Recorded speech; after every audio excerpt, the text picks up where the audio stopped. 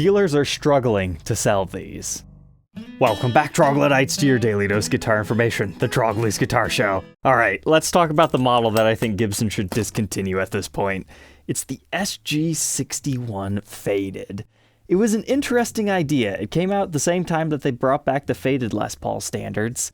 However, it just hasn't proved itself to be a great seller because it's for such a small niche market. Now, don't get me wrong, it's not a bad guitar. In fact, they're really great players if you can get them at a good price. But this thing has sat in my shop for 7 months. It was initially meant to be a, hey, let's see both of them in the review and demo of the Les Paul, but I figured let's give this thing its time to shine because I think people will look for these in the future after their inevitable discontinuation and be like, you know, maybe they were cool. But let's talk why these things aren't selling. They are $2,199 brand new. And what this new Faded series brought to the table is the fact that it is a satin finish. It's a little bit more of a raw feel, it's not full-on gloss. It gives it a nice vintage aesthetic, and some players like that. Some feel it makes the guitar vibrate better, it's not as locked in with the finish, it'll naturally wear with you, and they decided to get rid of the pickup covers, which some people say gives you a more attacking sound. Other than that, it's pretty much the exact same guitar as the gloss version, but those are now $2,499 brand new. We reviewed one of those when they first came out in 2019. So when the Fadeds came out, that's part of the problem. There's already about 4 years of production on the other ones, and there's so many great used deals that you have to compete against with your new offerings. And at a $300 difference between brand new, if you have to have the Maestro Vibrola style, seems worth it to me to pay a bit more to get the gloss because they typically have better resale value.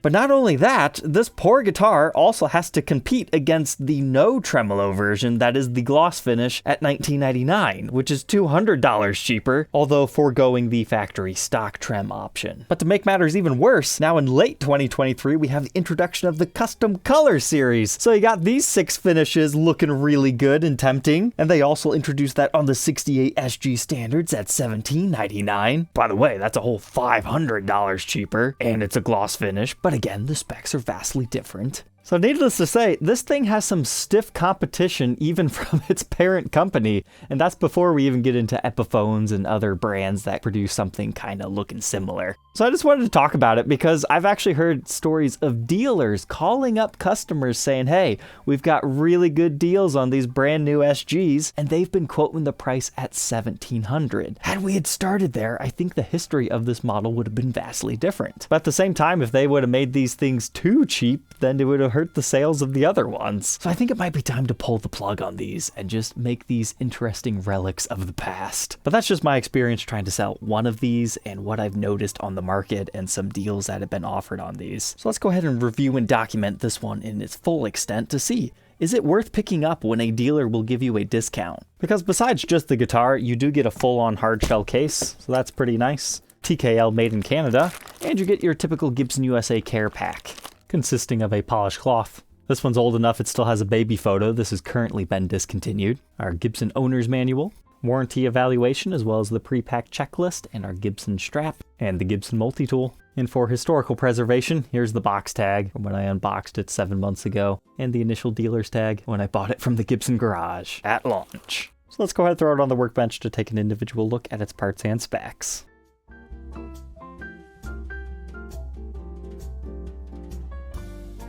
Inside our Faded friend, let's go ahead and verify the specs. So we'll start with the pickups. They're uncovered and you got the double black bobbins. The neck is a Birchbucker Rhythm 61, and the bridge is the complementary Lead 61. That is the same set as the gloss version. But inside our neck pickup cavity, it reads SG61 VF00. And that does appear to be a long neck tenon. Nice. Bridge pickup cavity just reads AV. Bridge is 7.8K ohms, neck position just about the same, and middle just for fun 3.9. Our bridge is mounted like a Nashville style. However, they just throw a ABR1 on there, so it's a blending of the two different bridges. But what's nice is you do have Allen key adjustments. which I used to help set this guitar up a little bit better because the action was really high on it. As far as our tremolo unit, if you're not familiar with how these work, you've got the arm portion right here that the strings go into those notches. Then this just slides on top of that, and you're basically just bending the metal in a nice little warble effect. Now, if you get a nice roller bridge or cut your saddles properly, have the nut done to perfection and everything's super lubricated, can you get it to stay in tune? Yes. However, most people don't get there. Use it sparingly is my best advice. However, if you wanted to remove this, there's a screw right here and there's a screw right there. The same is true on the other side. When you remove those, you take this plate off, and then you're going to have 4 little screws right there into the top of the guitar. Then there's 2 screws securing that. So if you wanted to take that off and switch over to a stop bar tailpiece, you'd have to drill the guitar for the studs of a stop bar, and you'd still be left with the holes on the front. I would love to see them redo the SG Faded series, ditch the trem system, give us a regular stop bar tailpiece. This might be controversial, but get rid of our Gibson mother of pearl logo and switch it over into a decal. And you know what? Let's be a little bit crazy. Let's get rid of the fretboard binding, swap it over into an ebony fretboard, still have the trapezoids, and then maybe we would be around the $1,500 price point, where this could start to make sense to someone and hold its own against all the other SGs in the lineup. Don't get me wrong, I love satin finishes just as much as the next guy. In many ways, if I'm just playing it, I would prefer a finish like this. But since they're a little bit less labor intensive to produce, I feel like we should be getting a better deal on them. Now you're going to see the QC was exceptionally bad on this example. Thankfully, the front is not too bad. All the staining is pretty even. Did a good job doing the satin nitro finish. There was a lot of wood dust and stuff underneath the pickguard, but it cleaned off okay. With our usual 2-volume 2-tone setup, no fancy coil splits or anything on this one. Output jack on the front, and 3-way toggle switch here. The pickguardless SG honestly doesn't look that bad on a satin finish. I mean, sure, your 10-in cover, you might need to leave that. Perhaps that's another way they could save money if they decide to revamp this. Right now it's just giving off Derek Trucks SG vibes. But here's what that pickguard looks like itself. It's multiply. They do have protective film over top of this if you wanted to remove it. What really bugs me is the peel off sticker is upside down. Moving on from our mahogany body, we've got a slim mahogany neck with a rosewood fretboard. I was pretty disappointed when this thing came in. It had such a light fretboard that looked so dried out, but I was shocked. This conditioning treatment did wonders for this fretboard. Darkened up nicely and it feels much better. If you look before, it looked like there was a wood filler spot on the fretboard. It completely disappeared now. But to be fair, most brand new guitars do have dried fretboards. They have to dry the wood out in order to make them, and then you as a player, you can condition them. There's so many marks on the binding of all up on in here. Now, does it affect the way the guitar plays? No, but it's really, really ugly. I was shocked when this one came out as a first quality. It nearly looks like the Plek machine came off and then went against the binding. That pretty much goes from the 9th fret all the way up the side, but your chording area was okay. And along the treble side, I see a lot of the same stuff, maybe not quite as bad though. So I really feel like they rushed these satin finished models. Typical 24 3/4 inch scale with a 12-inch fretboard radius. As far as neck measurements, I get 1.7 inches nut width, increasing to 2.07 at the 12th, 0.84 first fret neck depth, and 0.94 at the 12th. Here's a look at that neck profile, 1st fret and 12th fret. A slim but rounded C. We do still have the mother of pearl logo and the crown, but it's a satin finish, so it doesn't quite have as much of a lustrous sheen. That's what the truss rod route and top of the rod itself looks like, and we get a plain cover. Moving on to the backside, let's take a look at our control cavity. We've got Gibson branded CTS pots with the orange drop capacitors. It's all hand wired. And here's a quick look at the back plate. The back plate was also scratched when I got it. Right here on the edge, there's like a little dip and or ding, whatever you want to call it, which might have happened as they were routing this guitar. Then we've got a couple of small impressions here. Now do keep in mind, I've had this thing for 7 months. I think I've used it in like 3 videos, so it's possible some of these small marks are mine, but I know that one was there, but I can't guarantee that. Then you can see like a line impression or something over here. I don't know about that one. But this really bummed me out when I bought it. There's an area where the finish got buffed through. It's a very fragile finish, easy to wear through, but that did come from the factory like that. Strange to me that it happened only in that area. Usually if you see it once, you might see it somewhere else. And I could probably excuse like on the top horn because, you know, that's a difficult area But no, it was like one of the easier spots. Well, at least there's only one. Got a strap button here and at the bottom. And while I was trying to see how many seam lines there were, there appears to be a paint contamination or something, or a splotch of paint right there at the bottom. And there's also an impression right there. Again, that one might have been me, who knows. But it looks like it's a two-piece body, slightly off-center. I suppose if we really want to get in their face, there's also a few kind of unevenly stained areas right there. But that could just be like differentiation in the wood grain too. Now moving up the back side of the neck, I've got to say, this is very comfortable. Slick and smooth is the best way to put it. That's why players love these things. Got our Gibson Deluxe Kluson style tuners, made in USA, and a serial number dating this one to the 223rd day of 2022. All said and done, it's 6 pounds, 11.3 ounces.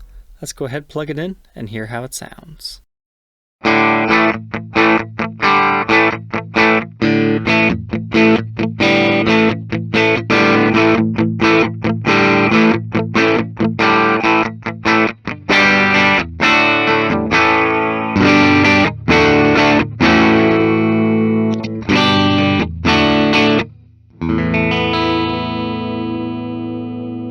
One thing's for sure, that neck pickup is way too high. I need to adjust that, but I like it at the same time.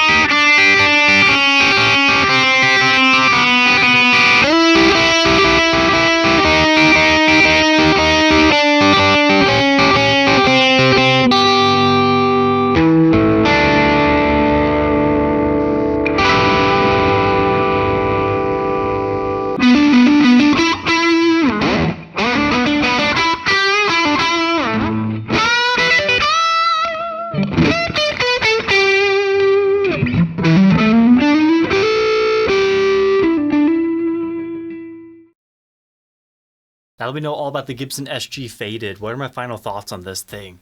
The tones are quite immaculate. It plays fantastically. This is one of those guitars where I think if you were to play it in a store and A/B comparison it to other things, you might end up coming home with this one, even though you might not have went to the store with this one in mind. The satin finish really does feel good, and it resonates really well with the thin SG body style. Now, there were a lot of small QC issues on this one. In fact, I found another one. There's like a paint blemish up here. Now, is it possible it got dinged at the dealer or something? Yeah. But I forgot about all of that once I plugged it in. This is a fantastic little player. Even though in my demo the neck pickup was pretty high, I just loved the tones it was giving me, and I was surprised once I kicked on the dirt, the bridge pickup was plenty raunchy. So if you ever see one of these and you can get a good price, I would actually suggest it. I'm not saying we need to discontinue this because it's a bad guitar. I'm saying it probably needs to be discontinued because comparatively, it just doesn't really make sense when you're looking at it online. But I would love to see this come back reimagined, like we were talking about on the workbench. Give it an unbound ebony fretboard, keep our inlays. Maybe we downgrade it to the soft case and get rid of the crown on the headstock. Let's leave the mother of pearl on there. You know, do something to give this its own identity because It's a great little specced out beast. It just looks too similar and not as well priced as other things on the market. So it loses out when it gets compared, but there's some magic in this, I can feel it. But alright, Troglodytes, I hope you enjoy your new guitar knowledge. Don't forget to like, comment, and subscribe, and we'll catch you tomorrow on the next one. Take care.